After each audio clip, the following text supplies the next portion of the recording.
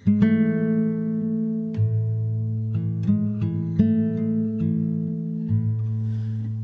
so today's RECO12 speaker meeting podcast is a little bit different than normal.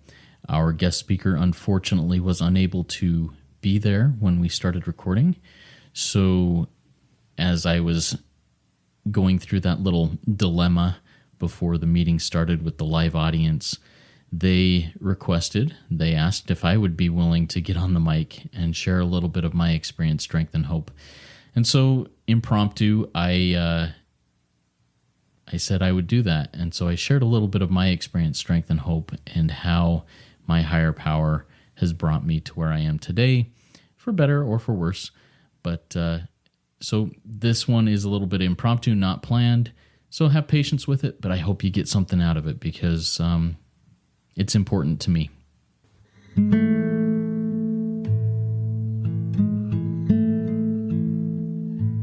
Welcome to the RECO12 weekly speaker meeting.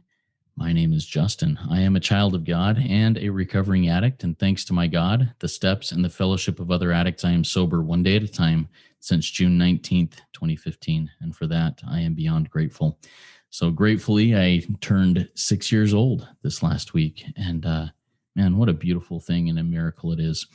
Welcome to the RECO12 weekly speaker meeting. We are an organization whose addictions include alcohol, drugs, lust and sex, food and gambling, just to name a few. We come together from all places, faiths, and backgrounds to learn the similarities of addiction and to gain tools and hope from others who are walking a similar path. We invite recovering addicts with at least 1 year sobriety and who are actively working their recovery in their respective fellowships to share their experience, strength, and hope on a live Zoom webinar each Friday at noon Central Time for 20 to 25 minutes. Then we, the live audience, get the opportunity to ask questions of the speaker for another 20 to 25 minutes.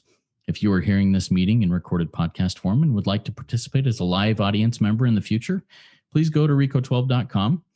That's RECO12.com to learn more and submit your email address there to receive weekly invitations. RECO12 is a self-supporting service, and we appreciate your help in keeping us working our 12th step in this manner. We gratefully accept contributions to help cover the cost of the Zoom platform, podcast platform, web hosting, and administrative costs. To contribute, you can go to RECO12.com/support, or you can click the link to PayPal that will be here in the chat of the live meeting or in the show notes of the podcast. When you contribute, please specify the meeting number. This is meeting number 55. Last week's meeting was with Mike C., and he spoke on how urgency is the enemy of recovery. That talk and many of the points he made were mind-blowing, at least for me. If you missed hearing that meeting or any other meeting we have done, you can listen to them in podcast form by searching for RECO12 Speaker Meeting Podcast on virtually any podcast platform that you use. Or you can go to the RECO12 website and find it under the link podcast. All right, I'm going to jump down here. We had a guest speaker scheduled for today, but it appears that he is not able to make it. So at the urging of one of our live audience members, Ari, I appreciate it. I am going to be doing a bit of that today. I'm going to share something that I wrote last week on my 6th birthday in recovery, and then I'll take some questions. I would love to take some questions from the live audience here. Maybe you have some questions for me, want to get to know me. We get to hear and learn a lot about our regular speakers, but often I don't get to share my own story. So we'll give that a shot here. And I think, so I guess I'll give a little recovery bio on myself. I haven't written this, but here I am. My name is Justin B. I am a son of God and a recovering addict to lust. I'm a sexaholic. My primary fellowship is SAL, Sexaholics Anonymous Lifeline, found at sal12step.org. I've been sober since June 19th, 2015. Most of my sobriety was in, I would say, a pretty rigid program, which I still adhere to a lot of rigidity in my program. But I have found that the concept of, I've had two major life changers in my recovery walk, and most of them happened since the end of 2019. And one of those was a step 2 concept of firing God, the small g God, and hiring the capital G God. And that was a revolutionary concept taught to me by one of the men who I have interviewed in this and another podcast that I've done. And the other is the concept of two-way prayer, step 11 concept practiced by the very early members of Alcoholics Anonymous who came out of the Oxford group. And those two things have revolutionized my own walk in recovery over the last couple of years. So let's see. That's a little bit about me. If you want to know more, you can ask questions in the Q&A link at the bottom of the screen there. But I'm going to go ahead and read my morning journal entry from June 19th of this year, which was my 6th birthday. Once again, this is kind of a rough draft thing. I have not formally written it anywhere but in my journal. So here we go. If I make it through today, I will be sober for 6 years. What a miracle and blessing. I will be asked a few times over the next few days, how did you do it? And I think that my answer will be different than it was for 5 years when I wrote the essay that I titled, I Am Already Dead. And that's what I learned in the first 5 years of my recovery. This time around, I feel that I have learned the power and reality of God through the step 3 covenant that I have made and continue to renew with him every single day. I have also learned the vital importance of interacting with, learning from, and trying to emulate the best parts of fellow addicts with longer-term sobriety than I have. If I am my own best example of what recovery looks like, I am in huge trouble. That is something that I am learning from the likes of Harvey E., Angie H., Cameron F., Robert P., Father Bill W., Bill M., Mike C., and many others whose paths I am being allowed to cross. I am also noticing something there. Every name I mention there are people from different faiths than my own. They are also different kinds of addicts in many cases. I don't think there is anything that needs to be read into there other than the fact that God works with all of his children. He doesn't love me any more or any less than anyone from a different faith, or any more or any less because the killing or deadly addiction in my life is different than someone else's. We are all his children. We are all imperfect and have things that keep us from clear connection and conscious contact with the God of our understanding. I find myself saying or thinking that I am better than, if I find myself saying or thinking that I am better than or worse than someone else because of my religious faith or dogma or fellowship or recovery or the rock bottom of my addiction, then I am putting enmity or a barrier between not only myself and those other children of God, but between myself and God. I am not allowing myself to hear and feel God as I otherwise should and need to. I have learned the absolute truth for me that the God of my understanding knows me and hears me and answers my questions every single day. I have learned that my questions are sometimes not the right question and that I get a different answer to a different question. I have learned the truth of the phrase, more will be revealed. I have learned that I can't be, won't be, and am not expected to be perfect. Just that I can, will, and am expected to progress one day at a time, every day, for the rest of my life until I am safely dead. And that was my morning journal entry on that day of my birthday. And as I look back at that now, I read it once since then. But as I read it through this time, there's something that jumps out at me. The concept of more will be revealed, and working with other addicts with a little more, whatever, sobriety and time working their recovery than I have. As mentioned, one of my favorite mentors in recovery is Father Bill W. He is the man who introduced me to two-way prayer and is a mentor in that for me. And he has 48 years sobriety. And he shares with me regularly, Justin, I learned something new in recovery. I learned a new principle today. And he shares that with me. After 48 years, it's not stale. He's not done. And that brings me hope, because so often, especially in the first couple of years of really working recovery, I thought, I've arrived. I thought, I get it. I'm sober. I got it. I got this. And now that red flag, anytime I hear in my mind the phrase, I got this, man, sirens are going off, flags are all over the place saying, hey, Justin, wake up. What is going on that makes you think you got this? And that concept of more will be revealed just is a huge comfort to me, that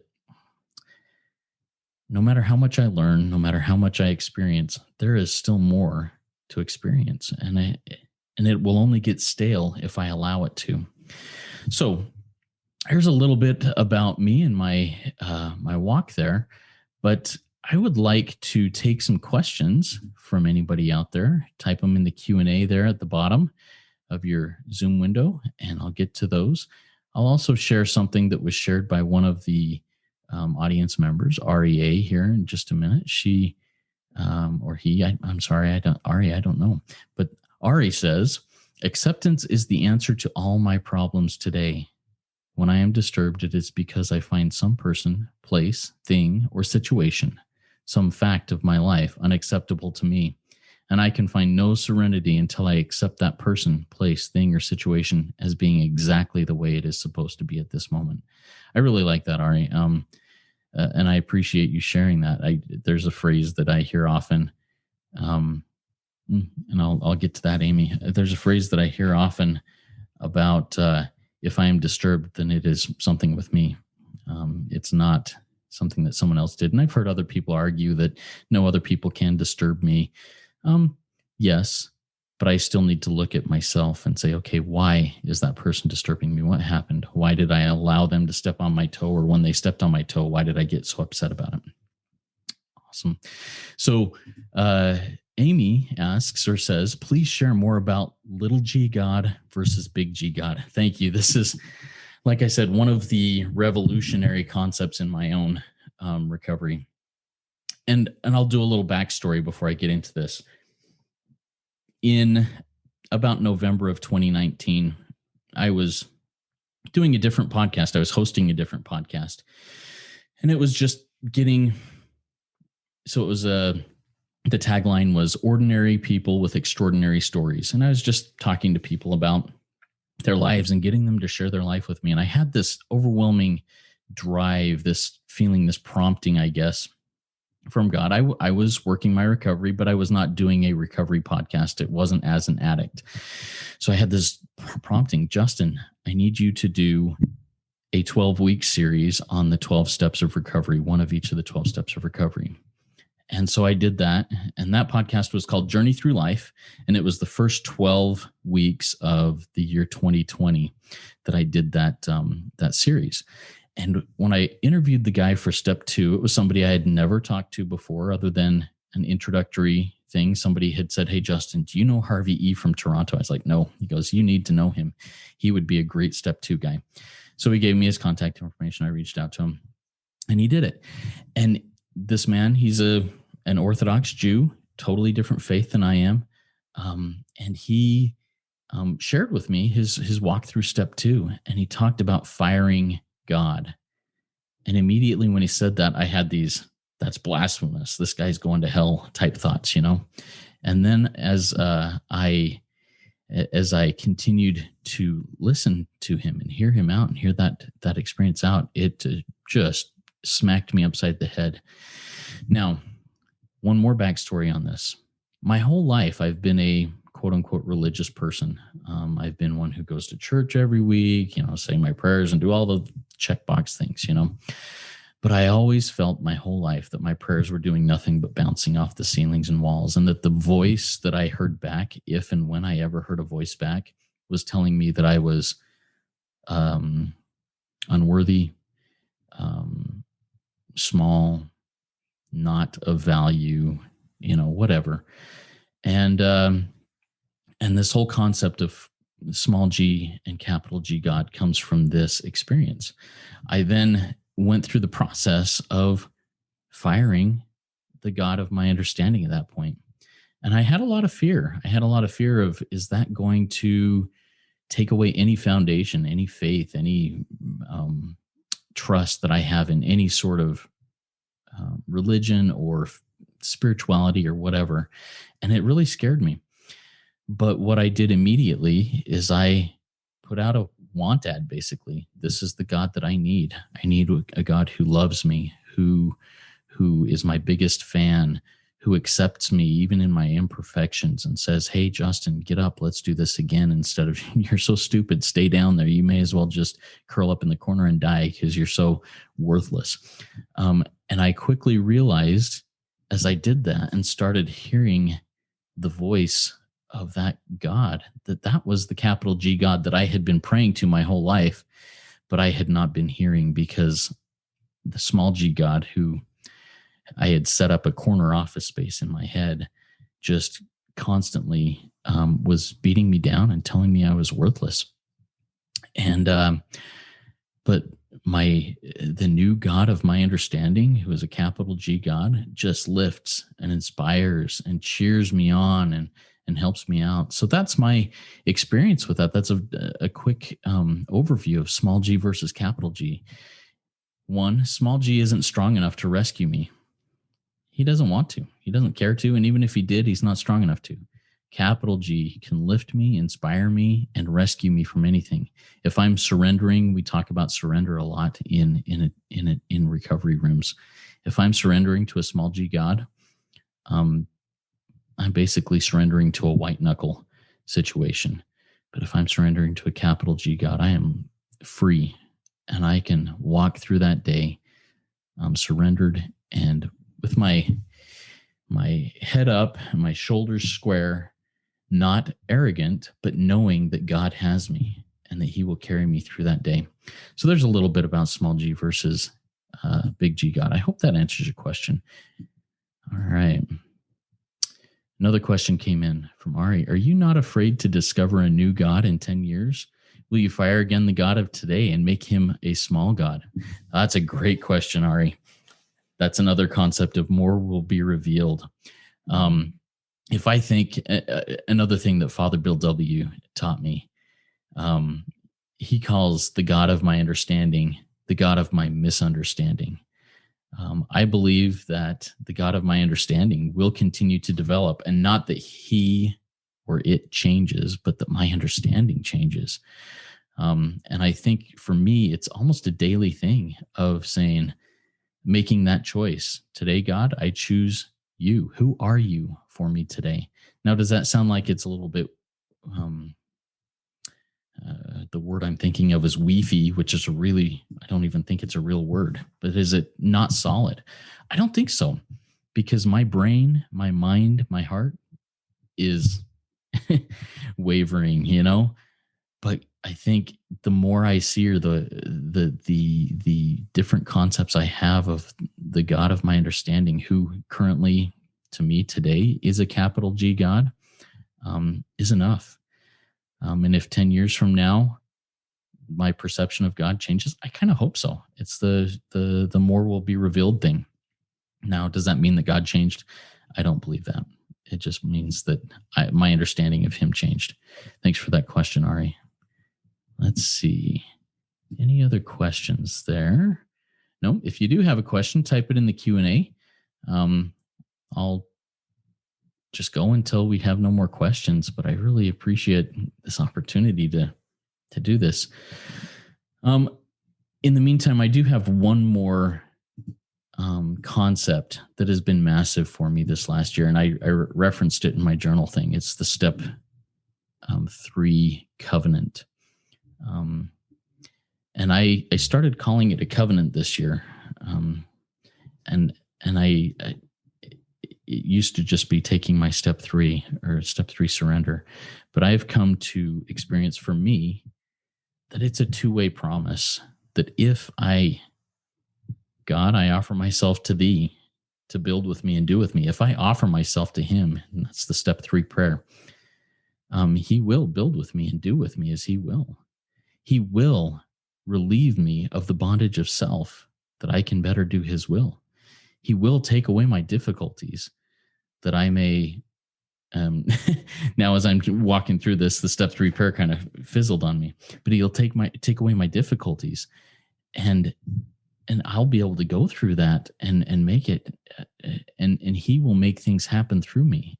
All I've got to do is offer myself to him to do with me whatever he wants to do today. And that's my morning routine every morning. As I stir from sleep, I go directly into the serenity prayer, and directly from that into the step 3 prayer, and directly from that into the step 7 prayer.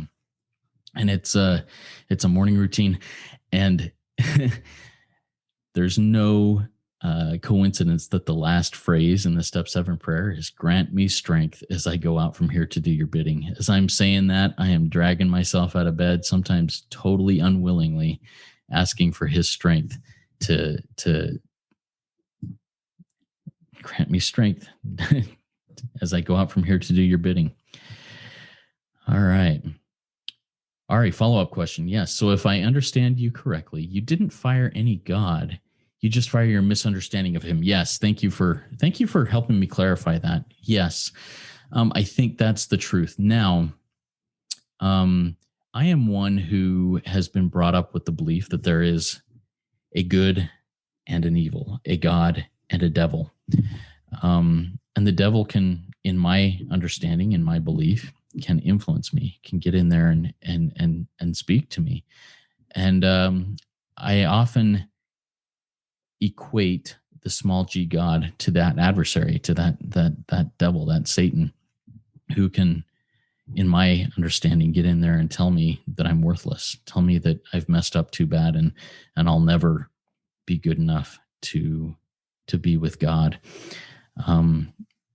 So I equate, yes, firing it to the misunderstanding of God, but also to kicking the adversary out and firing him. And he keeps trying to get back in. There are days where I'll have those thoughts come into my mind of, Justin, you're not good enough.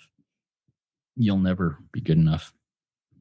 You may as well just give up now. And as soon as I hear that, I don't know if it's as soon as I hear it, as soon as I recognize it, I go, I fired you. Get out. Get my security guards in my brain to grab them by each arm and drag them out of my brain and invite capital G God back in and ask him, how do you see me? And I love that question. God, show me how you see me. And he'll just give me a little glimpse of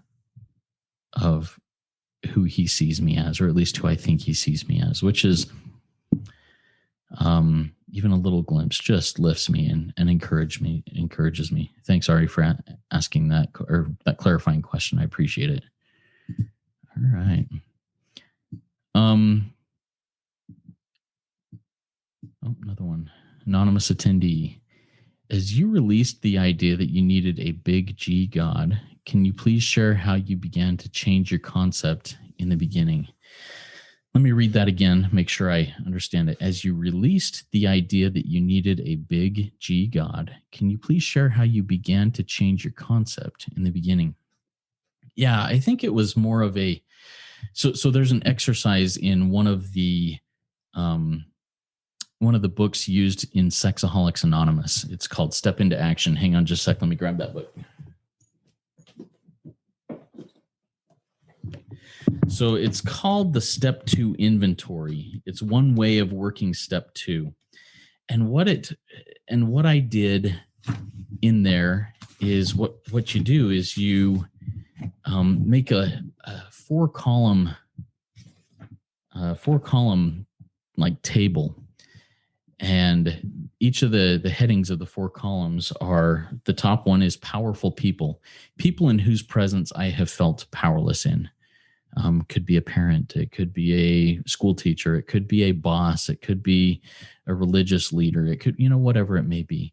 And then in the next column, what happened? Why did I feel powerless? Why did I feel less than or unworthy in that person's presence? And I record that. It's kind of like a Step 4 inventory, but it's Step 2. It's specifically for trying to figure out who God is in my life and who he needs to become. This third column is what I learned. What did I learn from that interaction? And I'll give an example here in just a minute, but I want to go through the 4 columns first. And the 4th column is the truth I choose to believe today. All right. So I'll give you an example according to my memory of one of the lines in that. I had a boss. Oh, it would be close to 20 years ago now, I think. Probably about 18 years ago. He was very big. He was tall. I'm not a tall person. He was very tall, and he was very loud. And each evening, as we came in at the end of the workday and got into the room, and he went around, or each morning before we took off, he went around and he did just a crew meeting, basically. Hey, let's talk about the day. Let's talk about this. And his thing, and I was brand new. It was within my first week or two. And he came up to me and he had this really long finger. And every time he talked to somebody, he pointed at him and he waved his finger right in their face. And he was belittling me about something I did wrong. I don't remember the specifics of it, but I just saw this finger waving at me. Now, how did that? I felt powerless. I felt like I've got nothing that I've got control over here. And this big guy is just belittling me. What did I learn from that? I learned that God will point me out and belittle me in front of a whole bunch of people for every mistake I make. Did I think that at the time? No. But as I look back at it, I can see how I felt that and how it came to me like that. What is the truth I choose to believe today? God does not point me out to belittle me. He lifts me. He encourages me when I make mistakes. His hand is not like this. It's like this. Here, let me help you up and let's move forward with this. So that's just one line of my step 2 inventory, as I call it, that helped me transition from a small G God, one who points at me and waves his finger at me and belittles me in front of everybody else, to one who encourages me and says, hey, let's do this together. Stand up. All right. So that's an example of that. Thank you for asking that question. Had another question come in here. Oh, where can we find that book? So this is called Step Into Action. You can find it on the SA website, Sexaholics Anonymous website. You might be able to find it on Amazon too. But it's kind of a way to walk through the 12 steps in SA. It's pretty good. All right. I got another one that came in. Hunter asks, how do you avoid regret of the years spent out of recovery, particularly how it hurt those around you? Great question, Hunter. Now,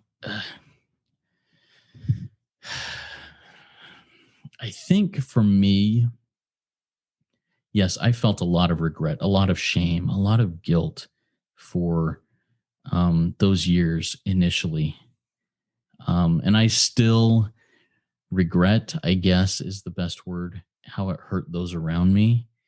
But in working the steps and going through step 8 and 9, hopefully when I make amends with them, and they don't have to forgive me, that's not part of it. It's me owning my part publicly with those people. And hopefully in that process, I'm able to say, okay, I've done that. I now can forgive myself. And that's very vital, to forgive myself. But how do I avoid regret of the years spent out of recovery? I no longer regret those years, man. They have brought me to where I am today. Am I sad that I was stupid? Yeah. But I would not be... One, I wouldn't be where I am today. Two, I wouldn't understand. I'd still be, floundering in life with no real purpose. I think that recovery in the 12 steps, whether my purpose is, like currently, I believe one of my purposes is doing something like this, working my step 12 in this manner in a podcast. I wouldn't be doing that if I hadn't gone through those years of regret. Now, other people, their purpose may not be anything like what I'm doing. It may be something totally different.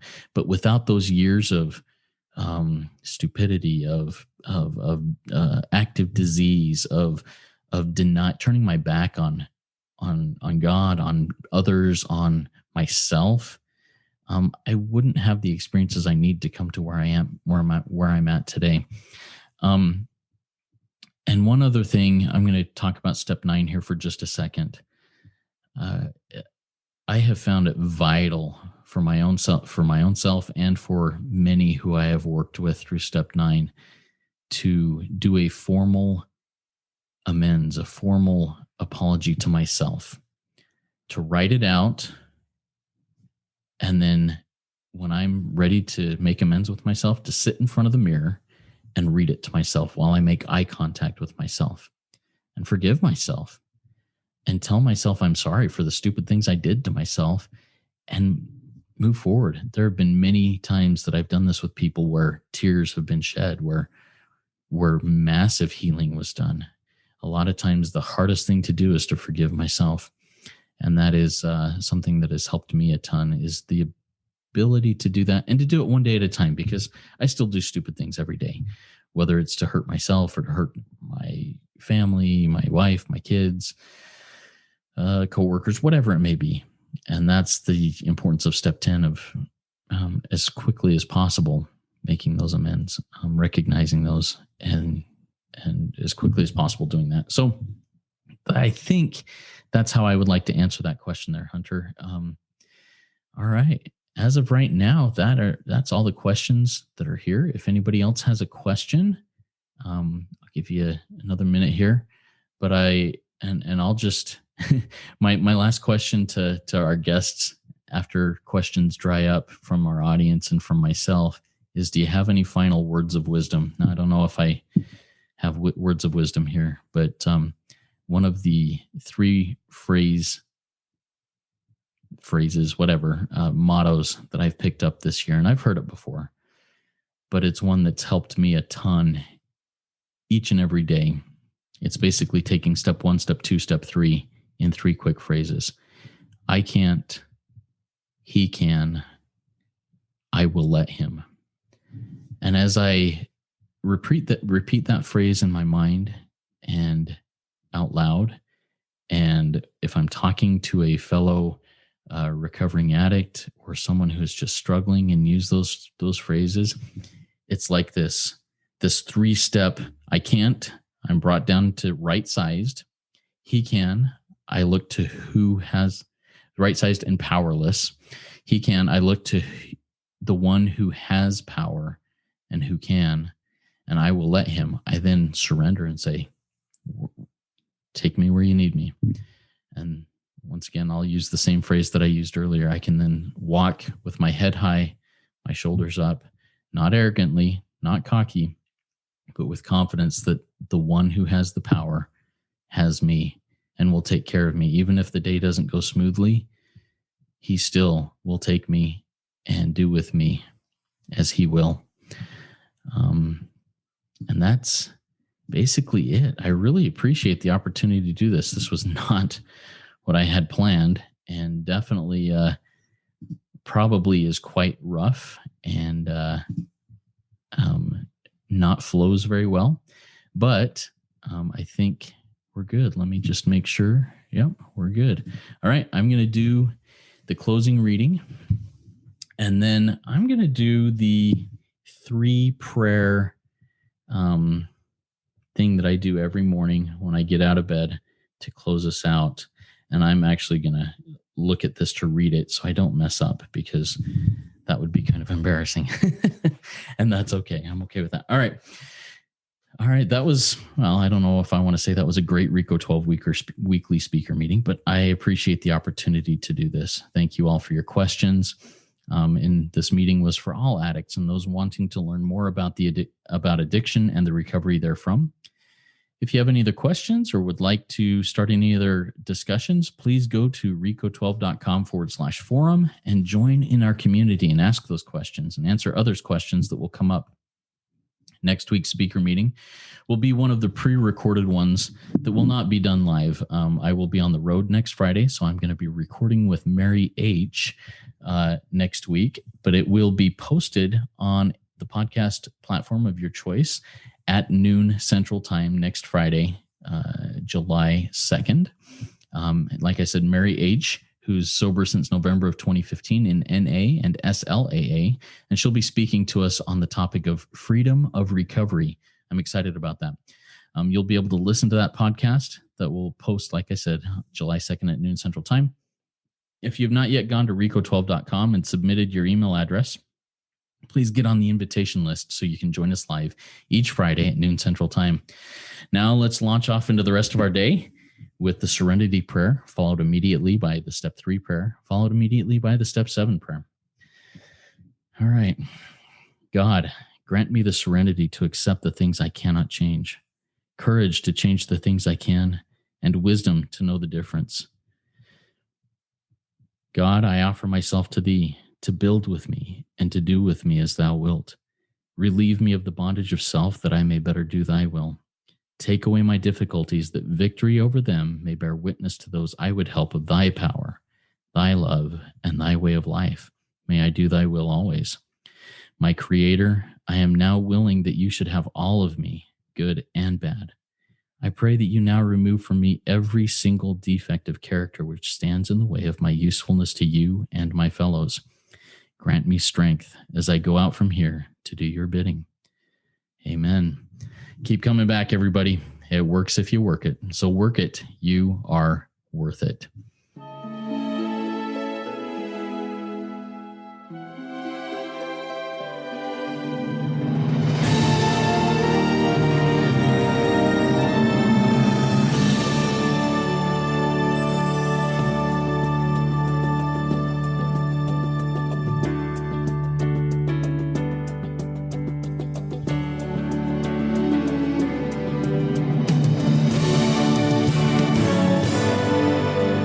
Standing still a moment, carving out this time, reflecting on the landscape of this life of mine. Peaks too high to conquer, streams too wide to cross, troughs too deep to walk through without incurring loss.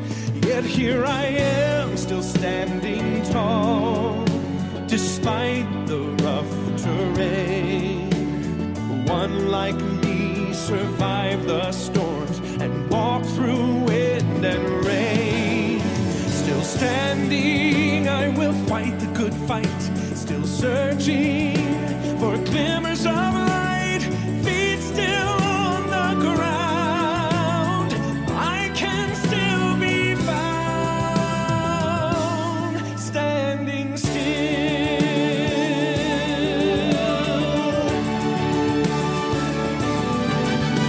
My wings are torn and tattered, but I know I still can fly.